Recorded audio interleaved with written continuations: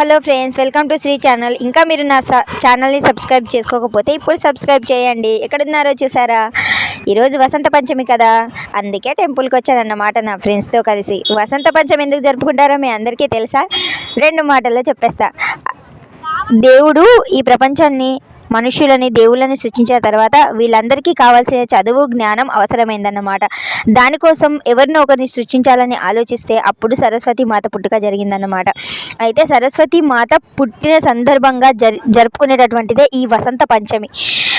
అందుకే ఈ రోజుని అక్షరాభ్యాసం, చిన్నపిల్లలకి ఫస్ట్ టైం అక్షరాభ్యాసం చేయించాలని తీసుకొస్తారు. అలాగే ఇగో మేము కూడా టెంపుల్కి వెళ్ళాను. చూడండి ఎంతమంది జనాలు వచ్చారో.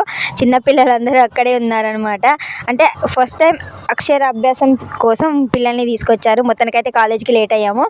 ఈరోజు సార్ తిట్లు కూడా మేము తిన్నాము. చూసారా ఎంతమంది జనాలు ఉన్నారో? జాతరలాగా జరిగింది. మీరు కూడా టెంపుల్కి వెళ్ళే ఉంటారేమో కదా ఈరోజు. అంటే చదువుకునే విద్యార్థులు అయితే తప్పకుండా టెంపుల్కి వెళ్ళాలి. ఆ సరస్వతి మాత కృపని పొందాలి. బాయ్. Subscribe my channel.